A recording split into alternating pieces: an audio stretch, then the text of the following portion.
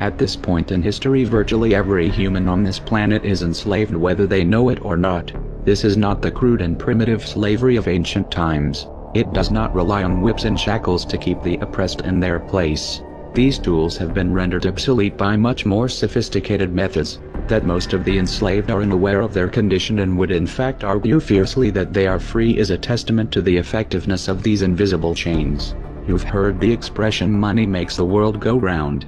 There's truth in that. Money is the prime motive for human labor in modern civilization. If you want food, shelter and clothing, you must have money, and unless you are part of the tiny minority who have more money than they could ever spend in their lifetime, then you must work, beg or steal for that money. That's why you get up in the morning to go to work even if you hate your job. And that's why the specter of unemployment is more terrifying for most people than the prospect of spending 50 years of their life performing menial tasks within the confines of a fluorescent-lit cubicle. Of course, in Western countries some are fortunate enough to have pulled away from the brink and do not live in fear that their basic needs will be met, at least for now. Yet they keep spinning the hamster wheel. Why? Because money and the bling it ties have become symbols of status and prestige. Money offers an illusory form of social validation, but even those who are not caught up in distinguishing themselves by how much they accumulate still just acknowledge the social stigma that comes with poverty. The combination of these primal motivators, the need for food, shelter, clothing, and social validation, is a very powerful force. It's enough to drive humans to engage in all forms of activity, even to the point of harming themselves or others in the process. The accumulation of money is therefore an accumulation of social and psychological power, and those who control the creation of money control this power at its source. So who controls the creation of money? Well, in the case of the US dollar, it's not the government. This shouldn't be an earth-shattering revelation. The fact that the Federal Reserve is a private institution owned by a cartel of the world's most powerful banks is quickly becoming common knowledge. Even the mainstream media doesn't deny it at this point. However, the full extent of what this means is only clear when you understand how the banking system really works, and unfortunately this is something we aren't taught in school. Once you have it explained to you in simple terms, you'll understand why. Every dollar in circulation is loaned into existence by a bank. The process begins with the Federal Reserve when they loan out money to the US government and to other entities. You've probably heard this talked about before, especially in regards to the interest rate on these loans, which the Federal Reserve raises and lowers depending on economic conditions. But what is never talked about in the mainstream is the fact that the Fed isn't actually loaning out money that they have. They are merely typing those dollars into existence on a computer. You may be inclined to believe that this money is based on some physical backing like gold, but you would be mistaken. The Federal Reserve hasn't owned any gold since the 1930s. When the Federal Reserve loans money to the US government, the US government gives the Federal Reserve government bonds in exchange.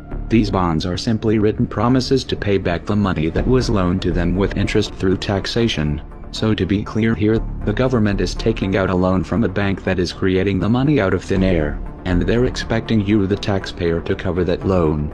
The absurdity of this arrangement is even more obvious when you realize that up until 1913 the US government created its own money, and had no need for a bank to play the part of a middleman. That new money loaned out by the Federal Reserve enters circulation through banks, accumulates in banks, and in the end the banks end up holding all of the cards, but not necessarily for the reasons you may imagine. Contrary to popular belief, the majority of money in circulation isn't actually created by the Federal Reserve, but rather by the ordinary banks that businesses and individuals use for their checking, savings, and mortgages. How is this possible? Well, like the Federal Reserve, ordinary banks are allowed to loan out money they don't have. There are of course restrictions. Banks are only allowed to loan 10 times the amount that they actually have. So if Wells Fargo has $1,000, they can loan you $10,000, and they expect you to pay back that $10,000 plus interest. This is called fractional reserve banking. 75% of all money in circulation is created in this manner. Now, as bad as this may seem, it's really only the tip of the iceberg. Most banks structure payment plans so that for many years you are paying almost nothing but interest and only start paying down the principal gradually. The result of this strategy is that in most cases you pay far more in interest when you purchase a house than the house itself is worth. So here's the real question. If all money is created through loans, where does the money come from to pay for the interest? Let's say we reset the system to zero, loan $1,000 into existence and charge 7% interest. We now have $1,000 in the system, but we owe $1,000 plus interest, and that's more. The money to pay the interest doesn't exist, never has, never will. This would be obvious if there were only one loan being issued to one person in this manner. But when performed on a global scale, the reality is hidden, and is transformed into a game of musical chairs where the person ending up without a seat faces bankruptcy and financial ruin. The interest ensures that there is always more debt than money in circulation. Because every dollar in existence is tied to a debt, this creates an unseen force that draws those dollars back to the banks. Like gravity attracts a physical object to Earth, the catch here is that it is the work of the people that moves that money. Every hour that you work to pay back a loan or to keep the government from throwing you in jail over income taxes is an hour worked for the banks. The total receipts from personal income taxes just barely covers the interest on the national debt, and even the principal on that debt all ends up back in the hands of the banks. Once you understand that the money that the banks loans out isn't actually an asset, but is in fact a piece of legal fiction, it should be clear that you are working for these banks for free. This is a cleverly disguised form of slavery. If you manage to maintain your monthly payments, then you are a successful slave, and you are allowed to keep the material comforts that come with that status. But if for some reason you fail to make your monthly payments, then the bank or the IRS takes your house, your car, and anything else you have of value. If somehow, even with this enormous financial advantage, the banks still manage to get themselves into trouble, you, the taxpayer, will be forced to bail them out, no matter what the banks win. To say the game is rigged is an understatement.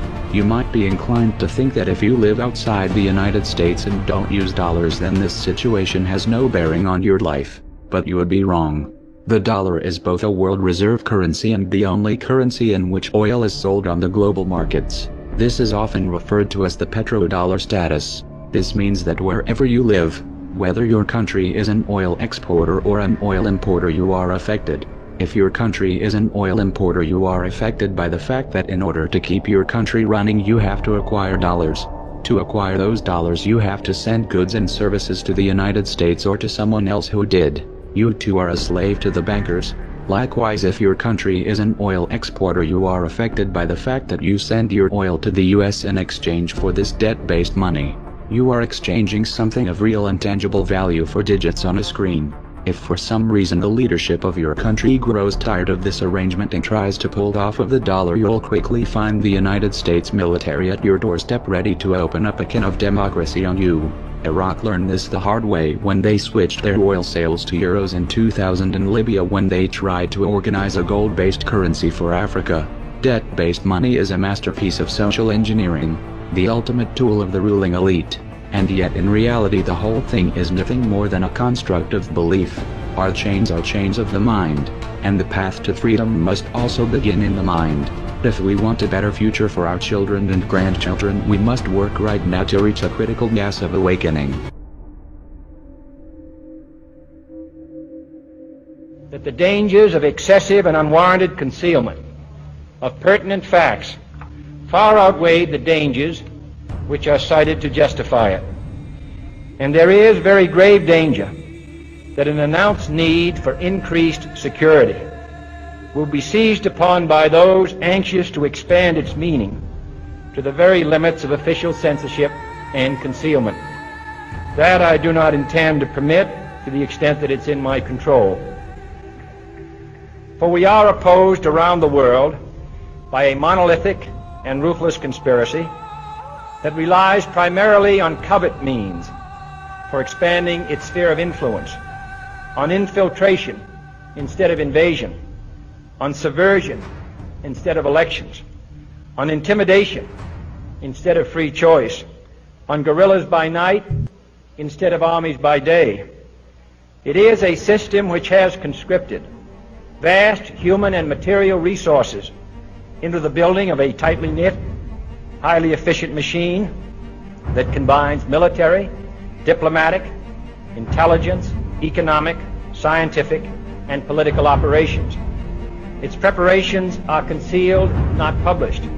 Its mistakes are buried, not headlined. Its dissenters are silenced, not praised. No expenditure is questioned, no rumor is printed, no secret is revealed.